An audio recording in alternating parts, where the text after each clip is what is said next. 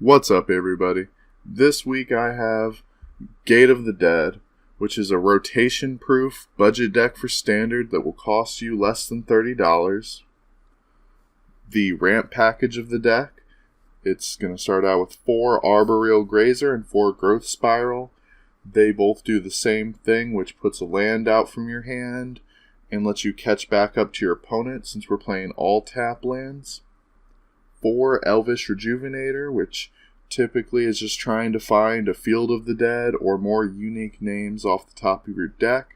And then 4 Circuitous Route. This, again, just lets you find more unique names to put onto the battlefield. Then we have Gate Payoff cards. These are going to be your 4 Gatebreaker Ram, which is just a huge creature that gets to swing in for free each turn because it has Vigilance. And if your opponent is playing a non-black deck, they're going to have a hard time removing it. 4 Gates Ablaze, which is questionably the best board wipe in Standard. 2 Gate Colossus, which is just a reoccurring fat threat that comes out for 0 to 3 mana most of the times you play it.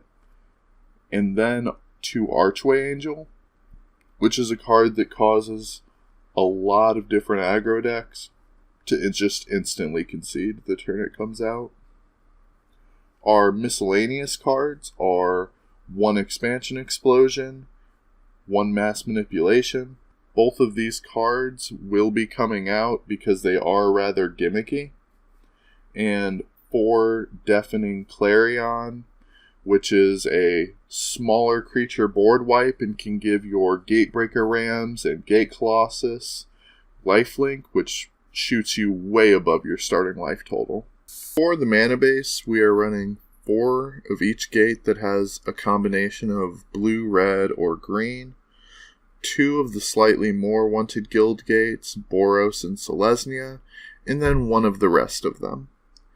1 Gateway Plaza for another unique name that gets to be a 5-color land, as well as gain us 3 life when it comes in, and 4 Field of the Dead, which is the namesake of the dead, which is just an amazing land, especially once you get out more than 1 of them, that lets you just eventually overwhelm your opponent with card advantage. And now, if you want to pick this deck up, you can go to Tcgplayer and get it for as cheap as $29.06. On Arena, the deck will be 0 Mythic Rares, 11 Rares, 16 Uncommons, and 33 Commons.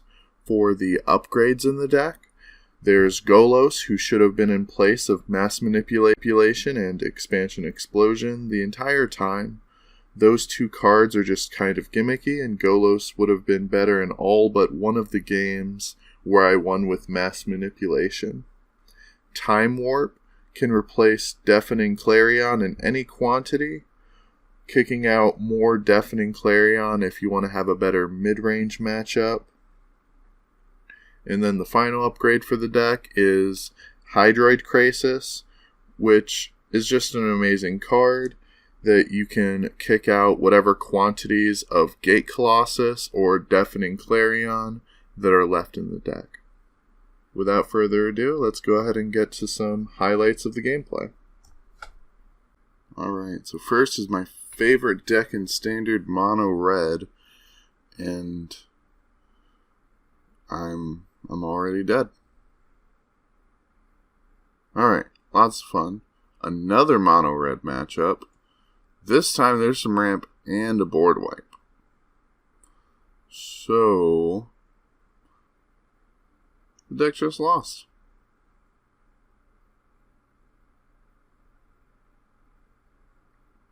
And he put me down to 5, but life gain and dump. Now, I'm sure everyone is tired of the same old meta that we've been playing, and we're in the tail end of, which is why this week I made a deck that will not have any pieces rotating. September 26th on a Thursday is when Throne of Eldraine will be coming out.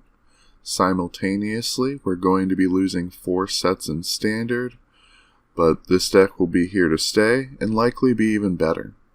It seems the Magic the Gathering Arena matchmaking system gave us fairly diverse opponents again, and I was able to get a 50% win-loss ratio.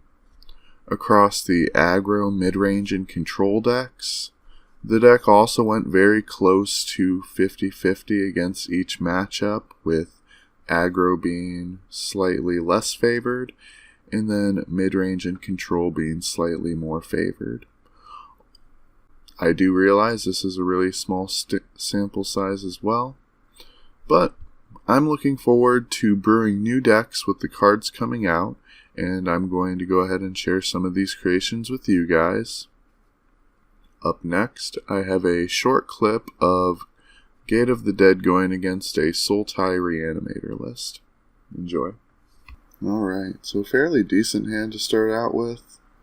It has early game Ram, and two of the colors that deck actually cares about, and then top deck the way into the third one. Our opponent Thought Erasure is a card that really wouldn't matter for a very long time, and next turn we get to Circuitous Route. When you're looking at game footage, it's very obvious to see misplays when you do it. Like, right here, I really should have done Circuitous Route second, but for whatever reason, it didn't come to my mind at the time.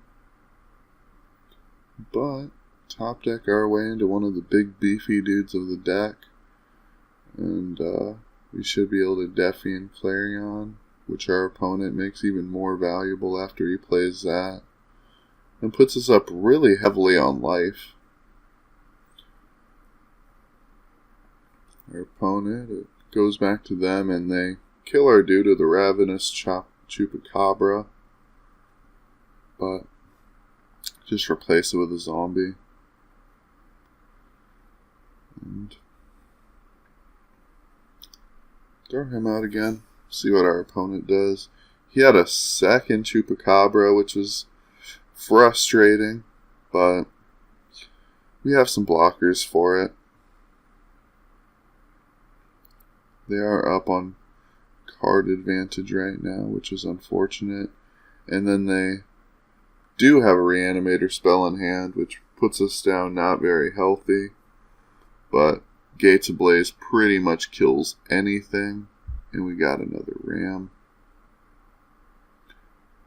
And that game just showed how impactful the gate package of the deck can be without really utilizing Field of the Dead too much.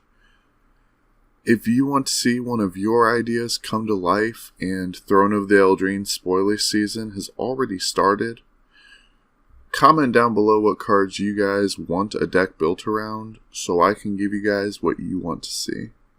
As always, I appreciate everyone for watching as I bring you guys continuously better content each week.